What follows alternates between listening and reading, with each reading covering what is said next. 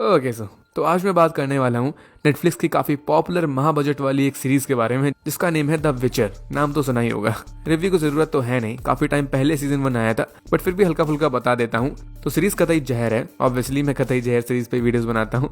ये आती है फैंटेसी एडवेंचर एंड ड्रामा की कैटेगरी में और ये बेस्ड है विचर नेम के गेम पे और गेम बेस्ड है इसकी नॉवेल्स पे। तो इससे समझ में ये आ रहा होगा कि इसका बहुत बड़ा वाला यूनिवर्स है, बहुत लंबी स्टोरी है, गेम ऑफ थ्रोन्स जैसी, इतनी लंबी कि ऑलरेडी इस सीरीज के 7 सीजन कंफर्म हो चुके हैं और अभी और भी बढ़ सकते हैं आगे। मेरे लिए तो खुशी की बात है, कंटेंट मिलेगा। खैर फिलहाल 2 सीजन आ चुके हैं, पर मैं इस वीडियो में पूरा सीजन 1 तो एक्सप्लेन करूंगा, बट एपिसोड वाइज नहीं, उसमें इतना मजा नहीं आता। मैं सिर्फ इसकी टाइमलाइन वाइज आपको सब कुछ बताऊंगा, क्योंकि जो सबसे कंफ्यूजिंग चीज है इस सीरीज में वो इसकी टाइमलाइन ही है। इसमें एक नहीं बल्कि 3 डिफरेंट टाइमलाइंस देखने को मिलती हैं, 3 अलग अलग मेन कैरेक्टर्स की। तो सब पे डिटेल में बात करेंगे, बट उससे पहले अगर आप चैनल पर फर्स्ट टाइम आ रहे हो तो ऐसे ही और कंफ्यूजिंग चीजों को सिंपल वे में समझने के लिए चैनल को सब्सक्राइब जरूर कर देना।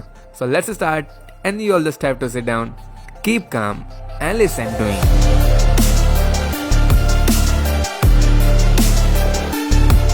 तो स्टार्ट करते हैं कैरेक्टर से। तो पूरे सीजन 1 में अपने को मेन 3 कैरेक्टर्स के बारे में दिखाया गया है। पहला ऑब्वियसली मेन हीरो द विचर, जिसका नेम होता है गेरोल्ट। सेकंड होती है एक खूबसूरत महिला, एक सॉर्सरेस, बोले तो जादूगरनी, इसका नेम होता है येनिफर।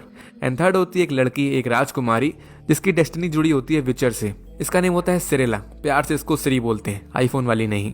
तो ये 3 कैरेक्टर्स हैं और इन्हीं की अलग अलग टाइमलाइंस अपने को दिखाई गई हैं और सीजन फिनाले में आके इन तीनों की टाइमलाइन एक साथ आके मिलती है। उससे पहले तीनों की अलग अलग स्टोरी चल रही होती है। तो इन तीनों के बीच में क्या कनेक्शन होता है और इनकी क्या बैक स्टोरी होती है उस पर अपन बात करेंगे 1 बाय 1 करके। तो स्टार्ट करते हैं गेरोल्ट ऑफ रिविया से, बोले तो विचर से। तो यहाँ पर विचर एक्चुअली में किसी का अपने लिए काम नहीं करता, जनता के लिए काम करता है। हालांकि नेता जैसे नहीं कि हर जगह मिल जाए, यहाँ बहुत ही रेयर विचर्स देखने को मिलते हैं क्योंकि इनका काम बहुत डेंजरस होता है। इनके पास स्पेशल पावर्स वगैरह भी होती हैं, magic and super human strength type. तो ऐसे ही एक विचर अपने को दिखाते हैं गेरोल्ट, अपना सुपरमैन। तो बात करते हैं इसके चाइल्डहुड के बारे में। तो अपने को लास्ट एपिसोड में इसके बचपन का सीन दिखाया गया है। तो अब यहाँ से समझ जाओ कि डायरेक्टर ने कितना दिमाग का दही किया होगा टाइमलाइन को आगे पीछे करके। तो अपने को लास्ट एपिसोड में एक सीन दिखाते हैं जहाँ गेरोल्ट वही काम कर रहा होता है जिसमें ये बेस्ट है, मॉन्स्टर्स को पेलना। बट मॉन्स्टर के एक इन्फेक्शन की वजह से ही इसका माइंड प्रॉपर वे में काम करना बंद कर देता है। सो इसको विजन्स वगैरह आने लगते हैं इसके बचपन के। तो बचपन के विजन्स में इसकी बायोलॉजिकल माँ होती हैं जिनका नेम होता है वेसेना। इसने गेरोल्ट को अबैंडन कर दिया था, मतलब इसको छोड़ के चली गई थी केर मोहर नेम के एक प्लेस पे जब वो छोटा था। और यहाँ पर गेरोल्ट मिला था वेसेमीर नेम के एक विचर से और वेसेमीर ही इसका फिर मेंटोर बना था और गेरोल्ट को इसी ने विचर ट्रेनिंग भी दी थी।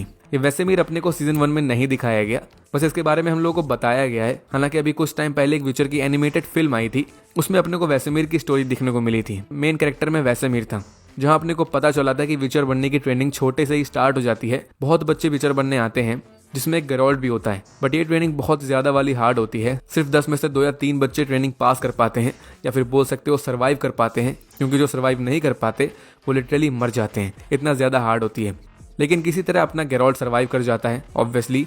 और अपने को ये चीज सीरीज में कंफर्म नहीं करी गई कि आखिर गेरोल्ट की एज क्या है, बट इंटरनेट के विद्वानों के अकॉर्डिंग मे बी गेरोल्ट 100 साल से ज्यादा का हो सकता है। इस यूनिवर्स में जादूगर लोग ज्यादा एज नहीं करते, इसी वजह से आगे हमें इसकी माँ को फर्स्ट टाइम दिखाते हैं, वेसेना को, एकदम एंड में, जो गेरोल्ट की हालत को ठीक करने आई होती है। तो वेसेना बहुत यंग दिख रही होती है, लग ही नहीं रहा होता है कि ये इसकी माँ है, क्योंकि वो भी एक जादूगरनी होती है, मतलब वो भी एज नहीं करती। और ऑब्वियसली गेरोल्ट इससे बहुत गुस्सा होता है क्योंकि ये इसको अबैंडन करके चली गई थी, बेसिकली इसको विचर बनाने के लिए छोड़ गई थी। और इसकी माँ के बारे में अपने को नहीं दिखाया गया, मे बी सीजन 2 में आए वो, मे बी नहीं आए।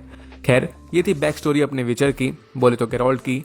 अभी आगे और मिस्ट्री है इसकी, बट उस पे बात करने से पहले अपन सेकंड मेन कैरेक्टर पे आते हैं जो है येनिफर। अब इसकी टाइमलाइन गेरोल्ट से अलग है, कंपैरिजन करें तो टाइमलाइन वाइज छोटी भी है, क्योंकि बताया मैंने गेरोल्ट 100 साल से ऊपर का है, बट येनिफर का ऐसा नहीं है। तो इसकी ओरिजिन स्टोरी गेरोल्ट की ओरिजिन स्टोरी से बहुत बाउच थी। और अब यहाँ से येनिफर की मैजिकल ट्रेनिंग स्टार्ट हो जाती है। टेसेया इसको ट्रेन करती है, इसके साथ और भी लड़कियां होती हैं, वो भी मैजिक सीख रही होती हैं। और यहाँ जो मैजिक होता है उसको बोलते हैं केओस मैजिक। इसकी खास बात ये होती है कि आपको मैजिक का यूज करने के लिए किसी और चीज को सेक्रीफाइस करना होता है परफेक्ट बैलेंस बनाने के लिए। इसी वजह से टेसेया यहाँ पर जो मैजिकली वीक लड़कियां होती हैं उनको ईल्स में कन्वर्ट कर देती है और उनकी पावर से इसका जो मैजिक कैसल टाइप होता है एडाटूजा नेम का, ये उसको पावर्स देती है। मतलब वही कि एक चीज में मैजिक देने के लिए दूसरे को सैक्रिफाइस करना होता है, परफेक्ट बैलेंस। सो यहाँ भी येनिफर एक सॉर्सरेस बन जाती है, काफ़ी ट्रेंड हो जाती है। हर कोई इसके ट्रांसफॉर्मेशन को देख के हैरान हो जाता है, मग्नमुग्ध हो जाता है बोल सकते हो कि क्या से क्या हो गया देखते देखते। और ये सीधे जाती है एड्रियन के किंग के पास जो मेन काउंसलर था, और उसको सेड्यूस करके ये अपना ट्रांसफर कैंसिल करवा देती है। मतलब अब ये निल्फगार्ड नहीं जाएगी, एड्रियन में ही रहेगी सॉर्सरेस बनके। और इस बात से जितने भी अदर मैजिशियंस वगैरह थे वो बोल सकते हो कि येनिफर के एनिमी टाइप बन जाते हैं। इसका बोल्ड मूव किसी ने एक्सपेक्ट नहीं किया था, इस वजह से इवन टेसिया ने भी नहीं किया था। तो अब ये थी बैक स्टोरी येनिफर द सॉर्सरेस की। इसकी भी आगे मिस्ट्री है, बट उस पर बात करने से पहले अपन आते हैं थर्ड मेन कैरेक्टर पे, जो है राजकुमारी इंदुमती, मतलब सिरी।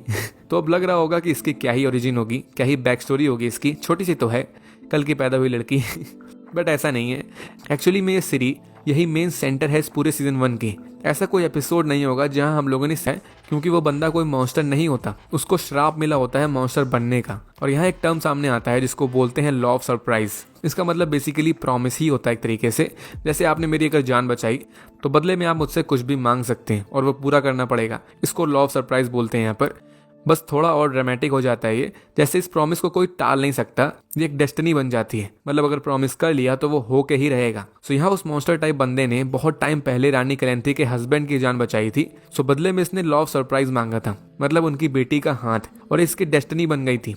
सो मतलब अब प्रिंसेस पवेटा की शादी उस मॉन्स्टर फेस से होना तय थी। लेकिन अब प्रेजेंट टाइम में कैलेंथी इस चीज के अगेंस्ट जाने लगती है। इवन ये उस बंदे, अब ये इसकी डेस्टिनी है, ये इसे चेंज नहीं कर सकता। तो फिलहाल तो गेरॉल्ट यहाँ से चला जाता है ये बोल के कि इन सब चीजों पे बिलीव नहीं करता, डेस्टिनी वगैरह पे। और फिर काफी टाइम बीत जाता है, 10-15 साल में भी। सिंट्रा में सब नॉर्मल हो जाता है और पवेटा की डॉटर होती है वही जिसकी डेस्टिनी कनेक्टेड होती है गेरॉल्ट से। सो अब गेस करो कि कौन होगी पवेटा की डॉटर? ऑब्वियसली वही सिरेला, मतलब सिरी। तो ये थी बैक स्टोरी सिरी की कि किस तरह ये लिंक होती है विचर से। तो अब तीनों कैरेक्टर्स की मेन टाइमलाइन आप समझ गए होगे। तो अब बात करते हैं कि आपस में इनकी स्टोरी कहाँ जाती है। सो येनिफर जो याद होगी एक सॉर्सरेस बन गई थी, तो ये लगभग 30 सालों तक एड्रियन में अपनी जॉब करती है, फाइट करती है, लोगों की हेल्प करती है। और इन्हीं 30 सालों में विचर इसकी इस साइड अपनी जर्नी चल रही होती है। सबसे पहले इसलिए विचर को बेवकूफ़ बना के येस्कर को कैद कर लेती है। बेसिकली इसका प्लान होता है कि जब येस्कर विश मांगेगा तो जिन यहाँ पर आएगा और ये जिन को कैद कर लेगी और उसकी आज़ादी के बदले में उससे पावर मांगेगी। इसको बस इतना ज़्यादा पावरफुल बनना होता है कि बस ये अपनी फर्टिलिटी वाली प्रॉब्लम को दूर कर सके। बट एक्चुअली में येस्कर नहीं, बल्कि विचर के पास वो 3 विशेष होती हैं। इसको खुद नहीं पता होता है। एक विश तो ये किसी का थोपड़ा उड़ाने में वेस्ट कर देता है। बट जब इसे पता चलता है कि येनिफर जिन की विश को यूज़ करना चाहती है तो ये समझ जाता है कि ये उसके लिए डेथ विश होगी, क्योंकि जिन एक्चुअली एक डार्क क्रिएचर होते हैं, वो कोई अच्छा प्राणी नहीं होता। वो येनिफर को इन्फिनिट पावर दे के उसको मार डालता। सो ये चीज़ गेरॉल्ट समझ गया था, तो ये जिन की विश का यूज़ करके जिन को ही भगा देता है और इनडायरेक्टली येनिफर की जान बचा लेता है। और येनिफर इस पर गुस्सा तो होती है, बहुत ज़्यादा गुस्सा होती है, बट इनकी डेस्टिनी भी किसी तरह मिली होती है। सो इनका भी यहाँ पर लफड़ा स्टार्ट हो जाता है, मतलब यहाँ से इनकी, और ये क्या क्या कर सकती है। खैर, एक और फैक्शन के बारे में जानना जरूरी है जिसका जिक्र मैंने पहले किया था, द ब्रदरहुड ऑफ सॉर्सरर्स। ये एक तरीके से पंचायत टाइप होती है। इसमें कुछ काउंसिल मेंबर्स होते हैं, जैसे येनिफर की मेंटोर टेसिया, और ये बहुत सारे पावरफुल लोग होते हैं, बट सभी मेजर्स होते हैं, मतलब जादूगर होते हैं। और ये सब पॉलिटिक्स के बारे में चर्चा करते हैं। और ये हर राज्यों में अपनी ट्रेन करी हुई जादूगरनी को भी भेजते हैं, और फिर वो सॉर्सरेस उस राज्य को सर्व करती है अपनी जी जान से। जैसे याद होगा पहले येनिफर को निल्फगार्ड में भेजा जा रहा था, बट उसने गेम खेल लिया था, वो नहीं गई थी। सो ऐसे ही येनिफर की जगह ये लोग फ्रेंजिला नेम की जादूगरनी को निल्फगार्ड में भेज देते हैं, और फिर वो फ्रेंजिला भी काहिर के साथ मिलकर सिंट्रा के अगेंस्ट चली जाती है। तो अब उस साइड जब विचर और येनिफर अलग हुए थे तो येनिफर यहाँ ब्रदरहुड के पास वापस आ गई थी सॉर्डन हिल में। और जब इन लोगों को निल्फगार्ड के बारे में, इस साइड सॉर्डन हिल में वॉर स्टार्ट हो जाता है निल्फगार्ड और उन सभी मेजर्स के बीच जो निल्फगार्ड के अगेंस्ट थे, येनिफर लोग मतलब। तो इनकी भी बहुत अच्छी फाइट होती है। और यहाँ पर मैजिक के बहुत से रंग रूप होते हैं, मतलब लाइट मैजिक, डार्क मैजिक, ऐसे करके कुल मिला के टेसिया और कुछ मेजर्स के हिसाब से लाइट मैजिक बोले तो अच्छा मैजिक यूज़ करने की इजाज़त होती है। बट निल्फगार्ड के लोग इस चीज़ को नहीं मानते। सो ये डार्क मैजिक का भी यूज़ करते हैं, मतलब वो मैजिक जिसका यूज़ करना इन्हें मना होता है। सो इस वजह से ये सब, मतलब निल्फगार्ड वाले, ये वॉर को जीत रहे होते हैं और सामने वाले बहुत बुरी तरह हार रहे होते हैं। बट लास्ट में आती है येनिफर स्टोर करके रखो कुल मिला के, और सही टाइम पे अपनी फुल पावर का यूज़ करना। सो येनिफर भी अपना फायर मैजिक यूज़ करती है। फायर मैजिक भी डार्क मैजिक में आता है। इसको भी यहाँ पर लोगों के लिए यूज़ करना अलाउ नहीं होता किसी रीजन की वजह से, बट येनिफर इसका यूज़ करती है और ये बहुत ही ज़्यादा पावरफुल सॉर्सरेस होती है। ये अपने फुल पोटेंशियल से मजे के निल्फगार्ड वासियों को जला के मार डालती है। एक्चुअली ये पूरे जंगल में आग लगा देती है, लंका लगा देती है सबकी, मतलब जिसमें इसके खुद के साथी भी थोड़े बहुत घायल हो जाते हैं। और इसके बाद येनिफर एकदम लापता हो जाती है और एक तरीके से मेजर्स लोग निल्फगार्ड के अगेंस्ट इस वॉर को जीत जाते हैं, क्योंकि निल्फगार्ड के जितने भी लोग बचे थे वो बहुत कम थे वन में, जो सीजन 2 में दिखेगी। अब सीजन 2 में क्या होगा तो वो मेरी सीजन 2 वाली वीडियो में देख लेना। बाकी इस वीडियो के लिए इतना ही। लाइक एंड सब्सक्राइब जरूर करना, नहीं तो तुमको विचर की दुनिया से कोई ना कोई डीमन आके उठा के ले जाएगा। तो ऐसा नहीं चाहते तो जो बोला है कर दो। सो मिलते हैं नेक्स्ट वीडियो में, तब तक के लिए stay tuned and bye bye.